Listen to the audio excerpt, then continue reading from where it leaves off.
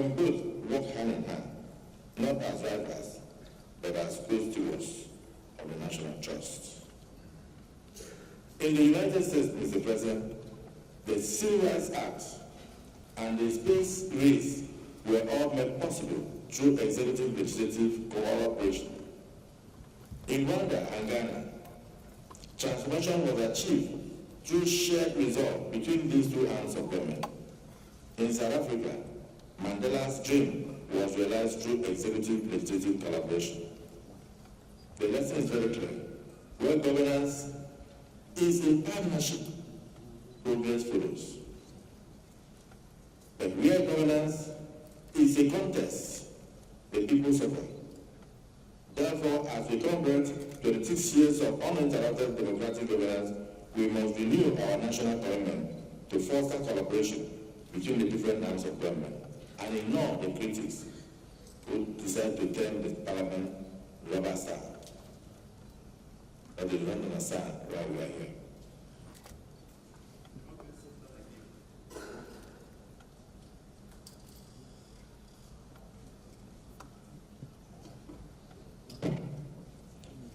Democracy is not a gift, it is a trust that we must protect. To the youth, we must not treat democracy with apathy. To the civil society, we must not let memory fade. To the media, we must be held accountable through responsible journalism. And to every Nigerian, democracy must not be reduced to election days. It must live in our values. It must live in our institutions. And it must live in our daily lives. So let us preserve the memory of June 12th. I respectfully urge Mr. President that we consider the establishment of a June 12 museum, a living archive where the stories, artifacts, struggles, and sacrifices of our leaders and the democratic movement will be housed, preserved, and taught, and let nations learn from the past losses of our dear country. And this will remain a moral compass for the future generations. As President of the Senate, I reaffirm the unwavering commitment of the 10th National Assembly to the cause of the Nigerian people. We must continue to champion every policy that uplifts the poor, empowers our youth, strengthens our economy, and defend the dignity of every citizen of this nation. We owe it to those who fought. We owe it to those who fell. We owe it to those who still believe. May we never again betray the hope that was once betrayed. And may we never lose the freedom that was once denied. Once again, Mr. President, welcome home to your chamber, which is not only the heartbeat of our nation's democracy, but your political home. We now have the singular privilege and honor to invite you to address your people. Thank you, Mr. President.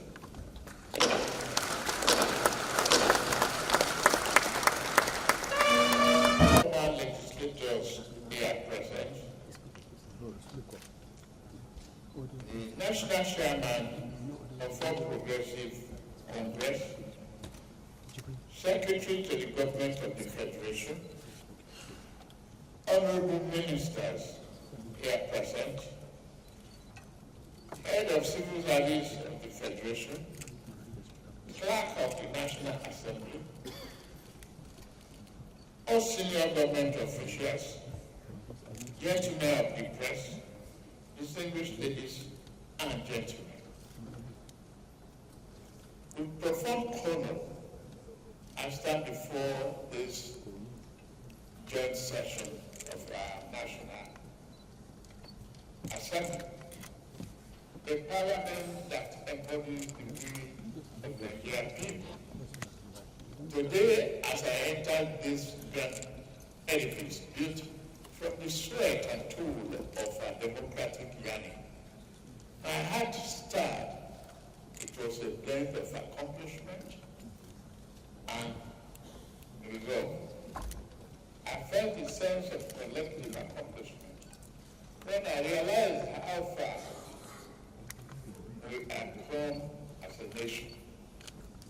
Since 1999, democracy has, with every footstep I took through this hallowed hall, up to the moment I now stand before you, I remember that we still have so much and a lot for that to go. To achieve this progress, we sought an elective office to lead this nation forward. Thus, I hereby affirm before you, our merciful and almighty God, and all men are resolved to do all that I could do to safeguard and build our democracy as the divine hand intends for us to do. Since 2018, we have celebrated Democracy Day on this day to commemorate the sacrifices of the men and women who fought to restore democratic governance to Nigeria. Let me pay tribute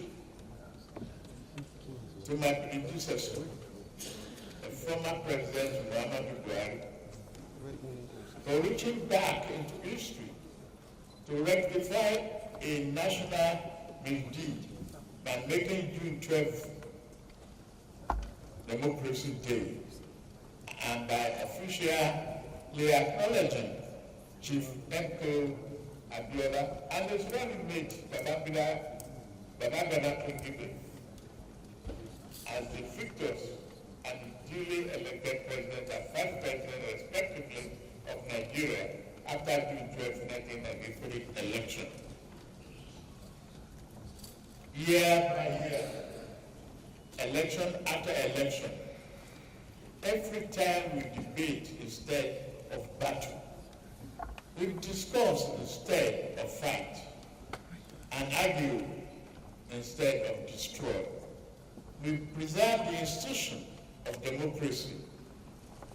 More importantly, we weave the culture of democracy into very fabric of our nation. We thank God for this. Whilst Chief M.K. Abiola is June 12th central figure, we must not forget the long list of those who equally deserve to be called heroes of democracy. We must celebrate the courage of Alhaja Kudirat Abiola and Ba Alfred Rewani, both of whom were murdered by agents of military repression.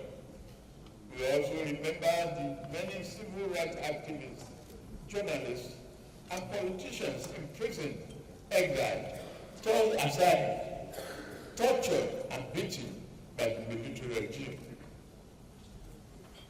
We remember Chief Anthony Enoro, Commander Dan Suleiman, Chief Abraham Adesanya, Ayo Adebanjo, Chief Gani Fawemi, Malara Musa, Gani Udaudu, the journalist Baguda Kato, and Commander Ndubusi Kanu.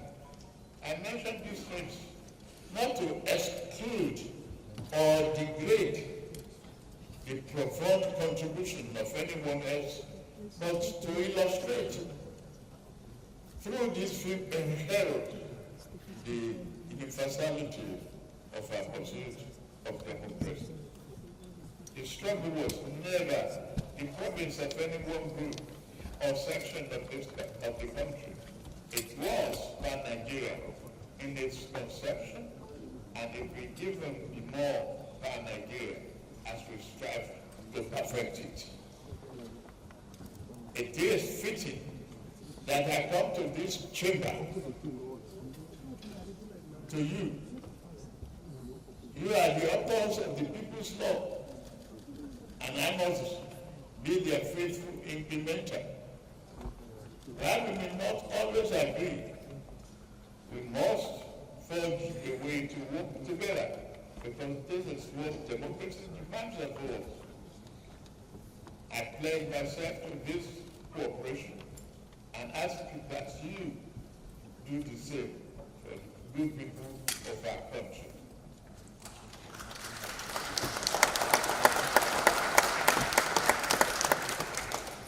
Mr. Chairman, The National Assembly has acted to uphold democratic ideas at every critical moment in our nation's history. In 2006, the Fifth National Assembly protected our democracy against seemingly forged bid that will have ripped our Constitution apart. In 2010, the National Assembly, through the doctrine of necessity, opened the door for then Vice President Goodluck Jonathan to become the acting president following the illness of his predecessor. Even under the military, the National Assembly tried to protect our democracy. After General Abacha took over power on November 17, 1993, and dissolved the National Assembly. Some of us, led by Senator Ahmed Kote, the Senate President of the Third Republic, defied the General and his goons, and we reconvened old Parliament buildings in Lagos and declared that regime illegal.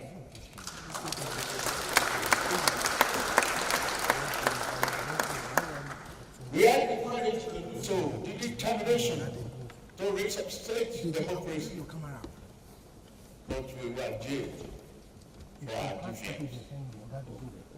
On behalf of a grateful nation, I commend your invaluable role in lawmaking, oversight, and constituency representation. At this point, I plead for your indulgence so that I may put a careful remark to bed to those who in their land that the agency is intent on a one-party state. I offer you a most personal promise.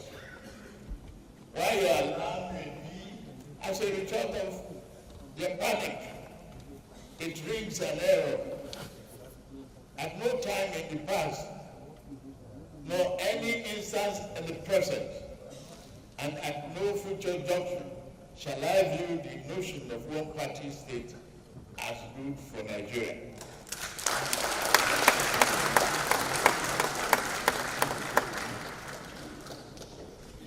I've never attempted to alter any political party registration with INEC.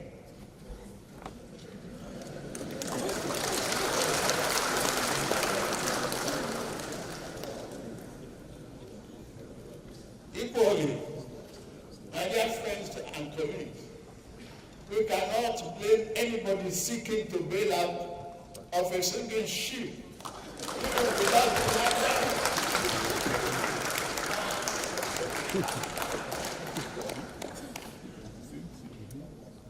Look at my political history. I will be the last person to advocate such a scheme. In the year 2003, when the then governing party tried to sweep the nation clean of political opposition through plot and manipulation, I was the last progressive governor standing.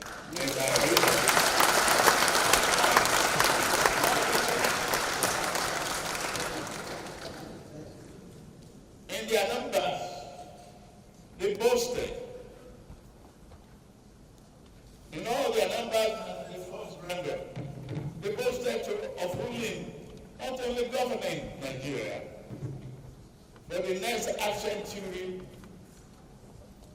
or more. Where are they now?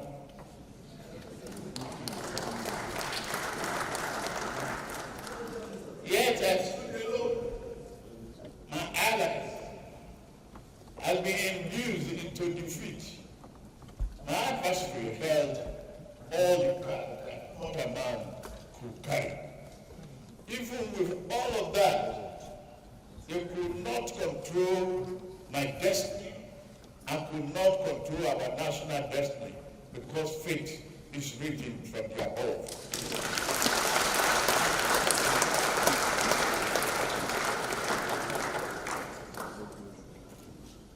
greater power did not want Nigeria to become one-party state back then. Nigeria will not become such a state now.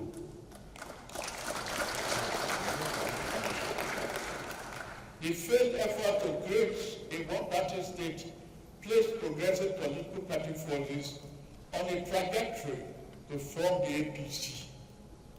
It put me on a trajectory which has brought me before you today. I dare not such a favor to any political adversary by repeating the same mistake of political overreach.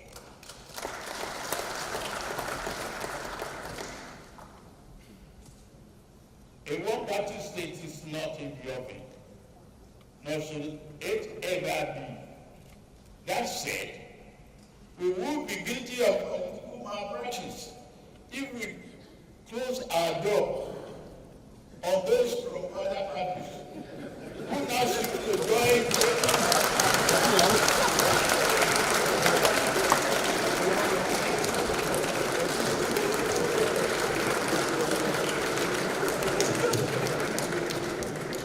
I sincerely welcome our party's newest members from Delta.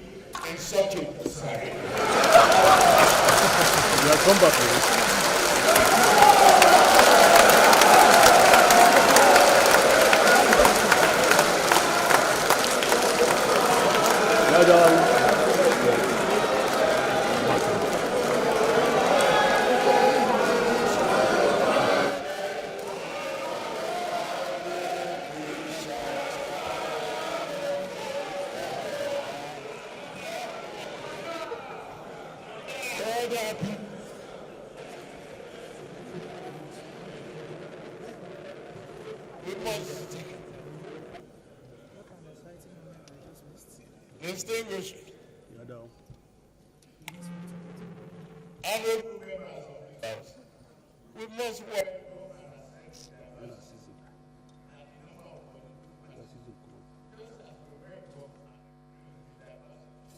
for our population. Our efforts must never be population, but to make that population contrary to the national well-being of women. Across the aisle, political aisle, wherever it is possible. One area in which the political practice is that the economy and social development of this country must not be compromised.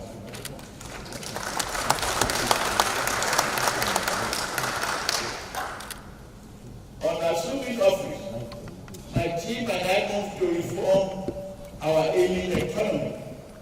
We introduce fundamental reforms to correct structural imbalances that prevented maximum growth.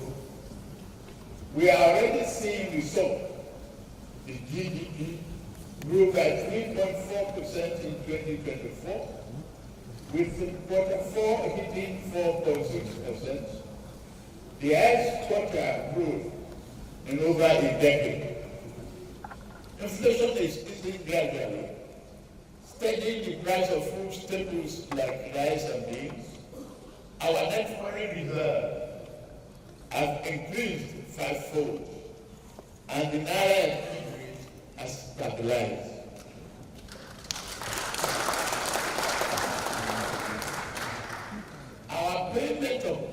Our balance of payment position is positive. Our sovereign credit rating is improving, and we continue to promote oil and non-oil gas exports. State do not need to go about borrowing to pay salaries anymore. In less than 1 year, over 100,000 a year, including 35,000 civil servants, has benefited from affordable consumer credit through the Nigerian Consumer Credit Corporation, enabling them to purchase vehicles, light up, and improve their well-being, and purchase life insurance. This July, we will launch a bold new initiative to empower 400,000 young Nigerians, including youth corpus, with consumer credit.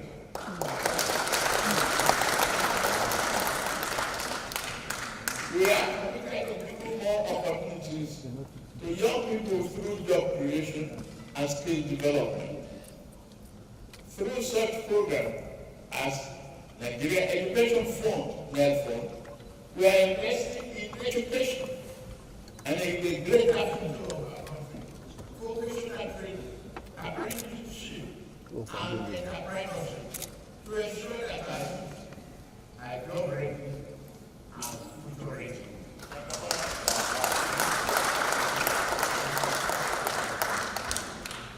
In addition, we have embarked initiative promised not only to enhance the speedy and reality of internet access, but also to revolutionize how business operates, how students learn, and how community stays connected.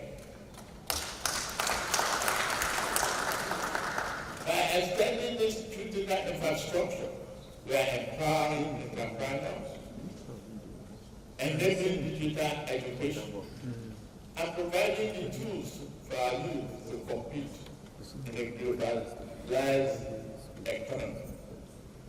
Our Nigerian First policy will further enhance progress and will consolidate market-driven growth. The improved economic performance is encouraging and validates the soundness of our policy measures with collaboration with you. Our medium-term growth target remains an economy growing at a 7% clip with a stronger manufacturing base. We must learn to produce and grow most of our food, and we are on the path to achieving food sovereignty.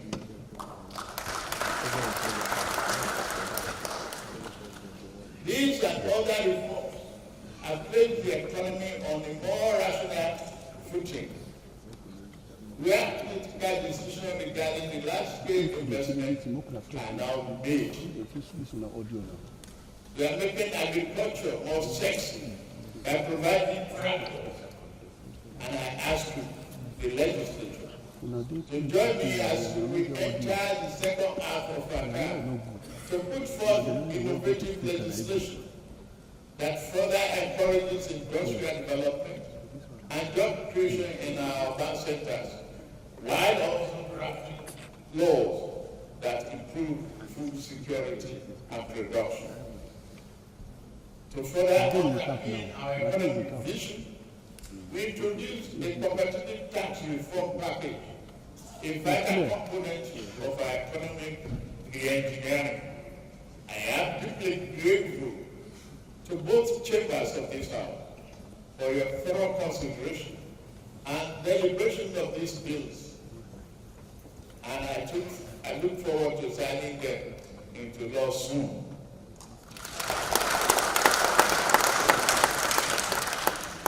Again, your collaboration across party lines on these bills has been a model of democratic partnership. You are great. As elected leaders, we must continue to do more to make real the dream of Nigerian political and economic democracy. We must be vigilant in expanding the political space. We must always value dialogue over dictatorship, persuasion over suppression, and rights over might, with the tolerant and broad-minded in our legislative action regarding speech and civil liberty. Do not be afraid to bear an unkind word spoken against you. Some of the best advice a politician gets sometimes comes from his most ferocious opponents, if they think going. We do not seek silence because the imposed silence of repressed forces may breed chaos and ill. Not the harmonic of democracy in the long term. While malicious slander and libel should not go unattended, no one should bear the brunt of injustice from merely writing a bad report about me or call me names. Democracy requires a fair degree of tolerance for harsh words and stinging insults. Particularly when they are pained because of their losses. Call me enemy. I'm not here to make you happy. Politically. And I will still call upon democracy to defend your right to do so.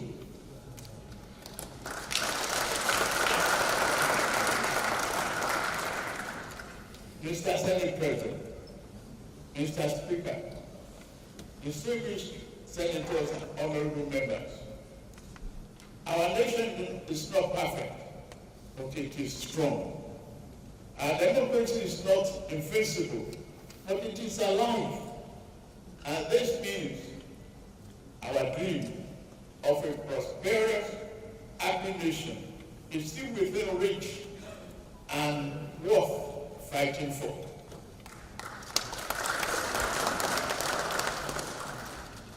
Mr. Chairman, Nigeria is at an inflection point, undergoing structural and fundamental change towards a secure future.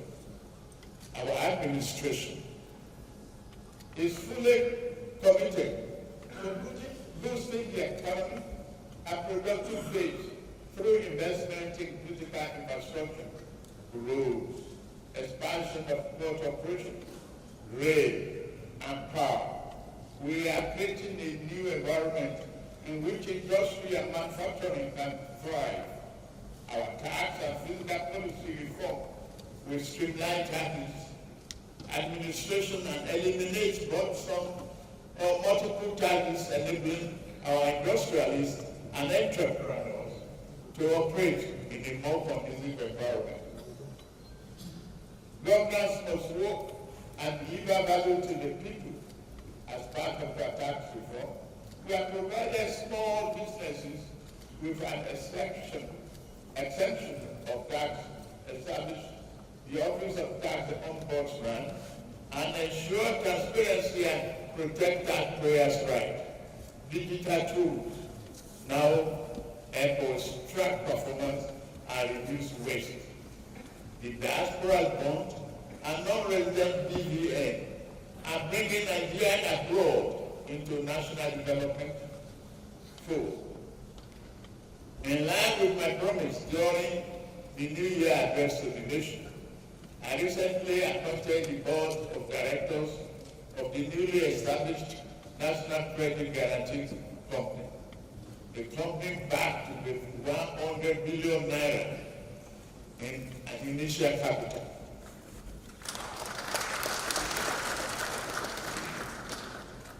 With the Bank of Industry, BOI, which, by the way, is performing very well in supporting SMEs. Next year, Credit Corp and Murphy as stakeholders. BOI will play a significant role in transforming the nation's industrial landscape and reducing corruption. National security is the foundation of peace and progress. We have intensified security operations to reclaim communities from criminals and terrorists. We are better at coordinating intelligence and interagency cooperation. It has proved well for all. Our highways are safer now, and we invest in technology and training to secure every inch of this country. Let's take this opportunity to thank the men and women of our armed forces for their bravery in service of the nation, their selfless dedication to protecting our sovereignty and ensuring the safety of citizens to serve an inspiration to us all. As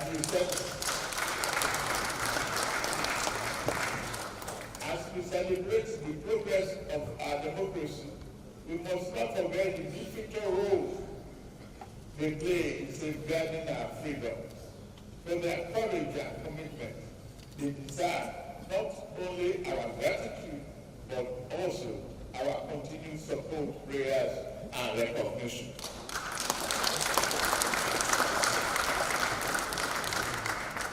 May God continue to keep our men and women safe. Fellow compatriots, our achievements are not work of one man. They are the result of a collective effort to make possible the Nigerian dream. Yet, the journey is not over. We must work even harder to translate the broad macroeconomic gains into tangible improvement in the lives of ordinary Nigerians. We must stay the course, reject cynicism, and believe Nigeria can and will rise again.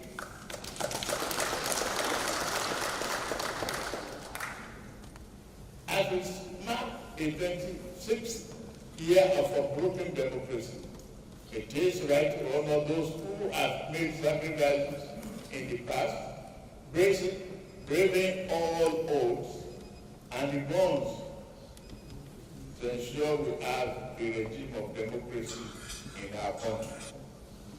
In this light, I announce the conferment of posthumous honor of CAFR on Kudirat Abiola.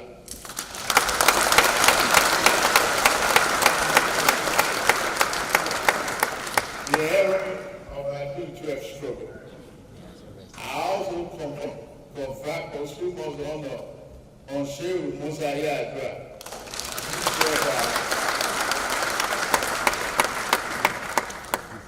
and Professor of the Unwosu CON.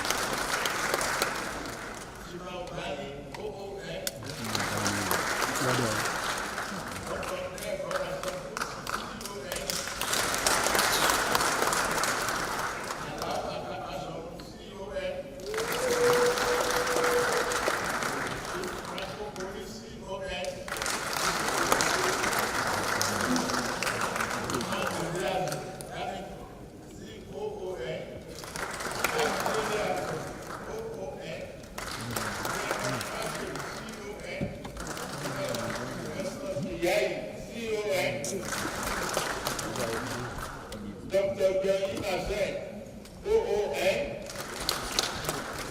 Alaja Sawaba Babu, CON. Dr. Edwin Abunabu, CON. Dr. Alex Ibu, CON.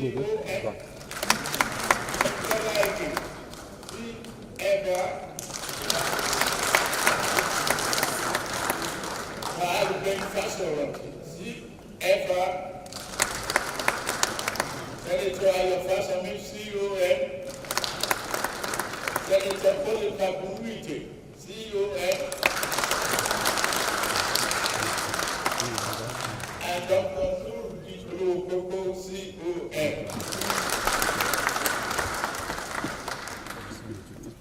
I also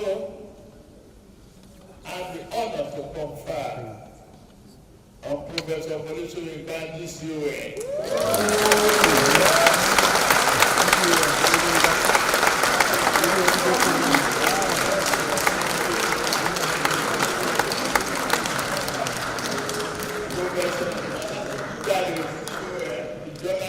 Journalism teacher. Only I did my name, no guy, the Bola Yomi, my Onanuga CON,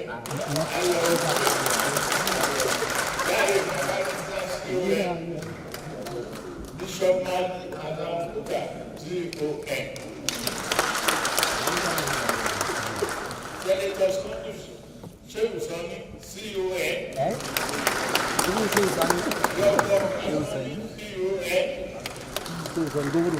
Barista Femi Falana, San,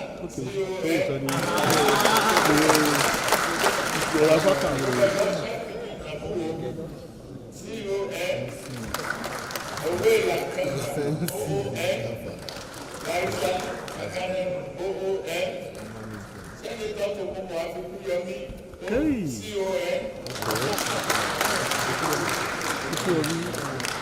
Labran Abu, OON, Kari Komalafe, OON, Dr. Luki Alauza, OON, Honorable Abdul Oro, OON, Obianbe, OON, Sheyekende, CON, Barista Felix Kuka, CON, Barista Nelumiche, CON, Honorable Amado, CON, Dr. Amos Akinga, CON, Professor Shepard Badrish, CON, Professor Bola Tinubu, CFR, Dr. Carl Dishonaki, CON, Dr. Julius Young, CON.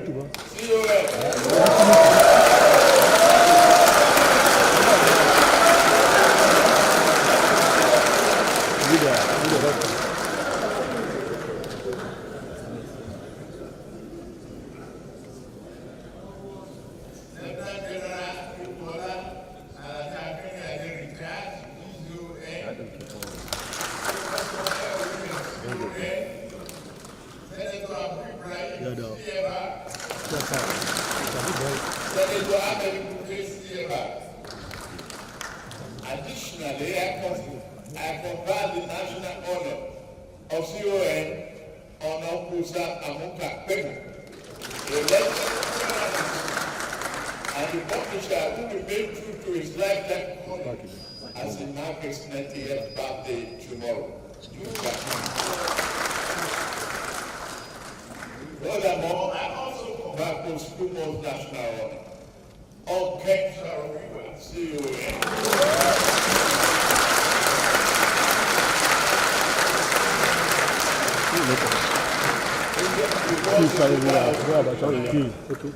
With his fellow travelers, Sunday Dublin, OON, North Duero, OON, Daniel Boko, OON, Paul Levera, OON, Felix Wicked, OON, Baba Bear, OON, Brian OON, John Coupet, OON.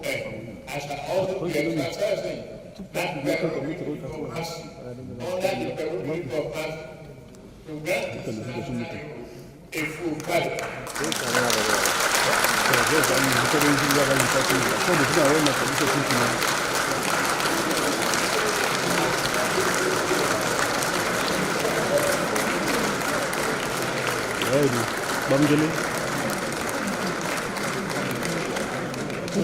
Bamdele. With other names that shall be announced later in the conjunction with the National Council of State.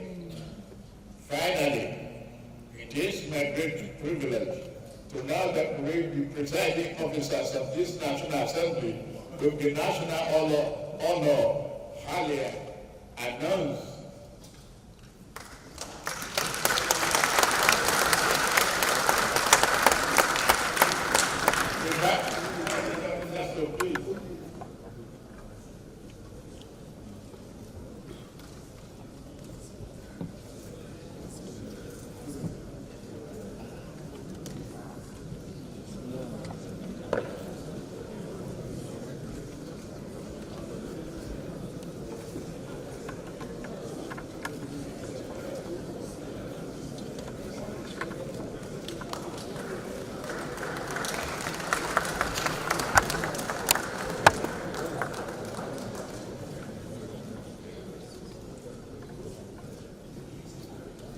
Glass arches.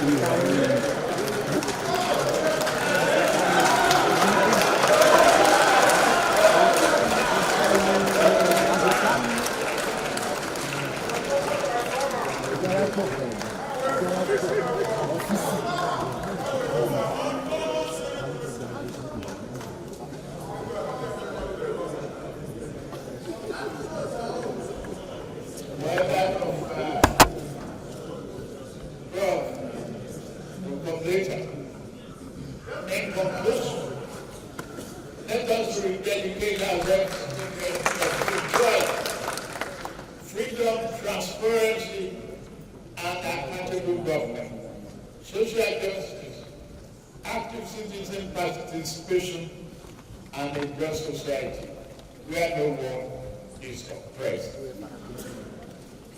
We must strive harder to hand over the banner for our children and grandchildren without stain.